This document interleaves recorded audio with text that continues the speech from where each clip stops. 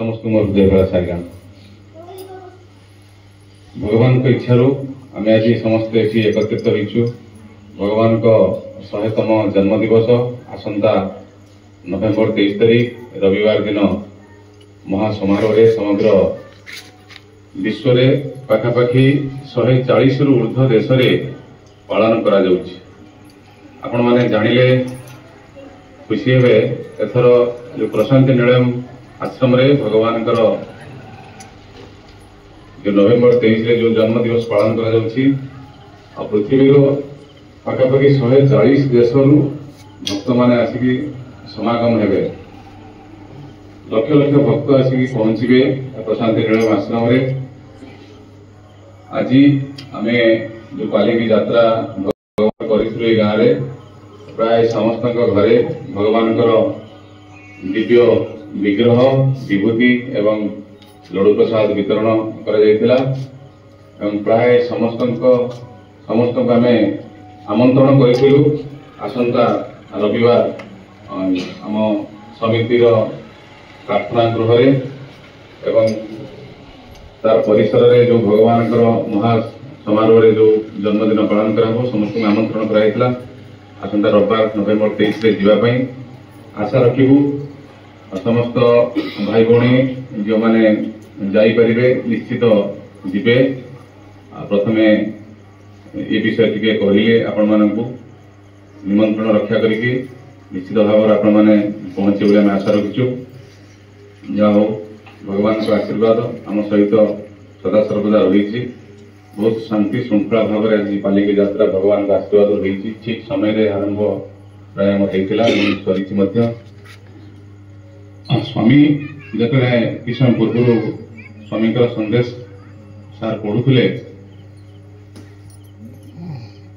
आमर भाग्य जो गोटे शेष लाइन पढ़े मुझे बही के नहीं देखुली बही स्वामी कहते भाग्य निर्भर करुच्ची मनोबल एवं शेष भगवान कहते भगवान करुणा।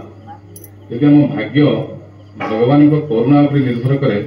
भगवान आ गए जगह दिव्य संभाषण कहते से दिव्य संभाषण दूसरे कहले मनीषर भाग्य या खाद्य भगवान कहते खाद्य भाग्य या शुणिले आश्चर्य लगुच खाद्य केमी भाग्य या स्वामी एत सरल भाव में बुझे देखु खाद्य साधारण भाव में आम पाटे खाई आम भावती खाद्य जहाँ खिया पाटी बाटे खिया जाए कि स्वामी एमती बुझेले आम जो पार्टीटा हूँ मुख्य द्वार जहाँ सिंह द्वार कहुए सिंह द्वार बाटे देखिए आम खाद्य आम ग्रहण करते जार प्रतिक्रिया तत्क्षणता आसी था कि भगवान बुझुंट आखि भी गोटे द्वार जो बाटे देखिए आम भीतर को आखि देखुवा दृश्य सी गोटे प्रकार खाद्य आम भीतर जाए जार प्रतिक्रिया आम भीतर होता है। कान गोटे द्वार जो बाटे देखिए आम किसी शब्द शुणी था शुणी सारापर किसी कथा शुणी था जहाद्वारा मन प्रतिक्रियाशील होता है। चर्म स्पर्श माध्यम आमर प्रतिक्रियाशील होता है आमर मन एमि जो आमर इंद्रिय माध्यम देकी आम भीतर को खाद्य प्रवेश करता है। भगवान बुझुंट जिते आम भीतर खाद्य प्रवेश करता है खाद्य कौन करता है जब आम भीतर खाद्य प्रवेश करे आम भीतर खाद्यर प्रभाव प्रभावित होगी आम चिंता से अनुसार चालित होता है। जमी आम चिंता आम द्वारा सृष्टि होता है चिंता अनुसार आम आमर कर्म को निर्धारित कर चिंता जमी होता है आमर कर्म सेमित होता है।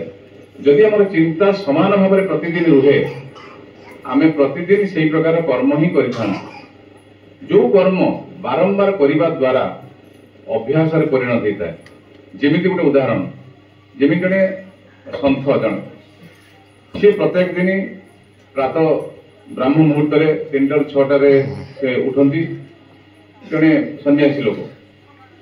शଯ୍ୟା त्याग करती प्रार्थना करती जहाँ तांकर भगवान को प्रार्थना करने करती दिनचर्या अभ्यास परिणत होता है। बारंबार से कर्म करने द्वारा अभ्यास परिणत होता है। अभ्यास कौन हुए अभ्यास आम चरित्र गठन करें। जेमिति जड़े दुष्ट प्रकृतिर लोक चौर्यवृत्ति चोरी चोरी करी तार अभ्यास एमती से चोरी न कले रही पारे तेणु तार चरित्र साधारण देखुं आम कौन भल लोक नुहति आम भल लोक और खराब लोक आम जो निर्धारण कर चरित्र को लेकिन बारंबार खराब काम करने द्वारा बारंबार भूल काम करने द्वारा आमर अभ्यास एमती होता है आमर भूल बाटर आमर चरित्र गठन होता है जो चरित्र आमर भूल बाटर देता है आमे गोटे खराब लोक बा भल लोक भाव में परिगणित होता है चरित्र को लेकिन चरित्र कौन करता है गोटे भल लोकर चरित्र भल होता है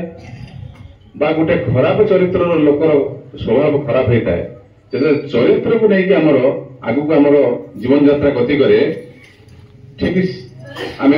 भल रास्ता चलिक आम चरित्र को उत्तम चरित्र भाव में आम तैयारी करूँ उत्तम चरित्र व्यक्ति तार भाग्य उत्तम होता है एवं खराब चरित्र व्यक्तिर भाग्य खराब होता है भाग्य अर्थ कौन आम तत्क्षणात गोटे किसी कम कर फल तत्क्षणात आम पाऊना आम गोटे भूल कम कर क्या गोटे गाड़ी दे क्या आघात दे क्या भूल कथा कहते क्या विश्वास देखिए विश्वासघात कर से समय हूँ तो आम से जो भूल कम फल पाऊना सी कर्म पुंजीभूत हो रुहे जहाँ पर पर्यायर आम पुणी भोग करती तेणु भाग्य हूँ से जिते आम भल कम करती आ समस्त आम जानती भल कम कौन खराब कम कौन तेणु धीरे धीरे देखो भगवान जमी बुझेले खाद्य सूची है चिंता चिंतार सूची है कर्म कर्म बारंबार कर्म करने द्वारा अभ्यास अभ्यास चरित्र ग्रहण कला चरित्र भाग्य तैयारी कला किंतु भगवान ये कहते जे केते केते महापापी अच्छा जहाँ चरित्र को आम पापी भाव में आख्या कर केते केते भूल रास्ता जाइथिबा भी मनीष भगवान को करुणारू तांकर प्रारब्ध नष्ट हो जाए जो प्रारब्ध कर्म कर्म तो बहुत प्रकार अच्छी जो मैंने प्रारब्ध कर्म को भगवान नष्ट कर किसी भक्त स्वामी को कहले स्वामी यदि कपाल लिखन के मो कपाल अच्छी मत भोगवाक पड़ो मोर प्रारब्ध भूल अच्छी बहुत भूल काम कर भोगवाक पड़ो आ मु भगवान को कहीं डाकिबी भगवान से कहते कपाल लिखन कृपा करे आन जमी किशनपुर जो सारे पढ़ुले भगवान करुणा भाग्य को बदलाई दब से दृष्टि आम प्रत्यह भगवान को जो आम प्रार्थना करती आम भितर शुद्धता से मात्रा ही वृद्धि पाई था आम भगवान को प्रार्थना करती प्रार्थना गृह आम ठाकुर घरे किंतु जिते आम ठाकुर घर बाहरी आमर जो प्रकार नमनीयता जो प्रकार उदारता जो प्रकार आमर जो विनय भाव भगवान के प्रति थाए सी भाव आम साधारण भाव आम आम प्रतिवेशी सहित आम परिवार लोक सहित कि आम सांगसाथी सहित समाज में जेकोसी व्यक्ति विशेष सहित से विनय भाव से नम्र भाव आमर रहा उचित भगवान कहते ये समस्त भितर मु अच्छी सर्वदेव नमस्कार केशवं प्रति गच्छति जो आम क्या भी नमस्कार क्या भी जदि आम भल व्यवहार कर भगवान कहते केशवं पाक आसता है ठीक तार उल्टा सर्वजीव तिरस्कार केशवं प्रति गच्छति जो आम क्या गोटे खराब कहते क्या घृणा कर दुर्व्यवहार कर सी भी भगवान पाखक जाए तेणु से दृष्टि आम आम दैनंदिन दिनचर्या को सकाल उठी पुणी राति शुवा पर्यंत दिनचर्या को परखा आम निजक समीक्षा करवा से आमर धीरे धीरे धीरे धीरे आमर भूल अभ्यास गुड़िक स्थिर हो भूल अभ्यास गुड़िक नीरव हो धीरे धीरे भल अभ्यास गुड़िक आमर सृष्टि हम जहा हो भगवान पादपद्म ये प्रार्थना रखी आज आम समस्त भगवान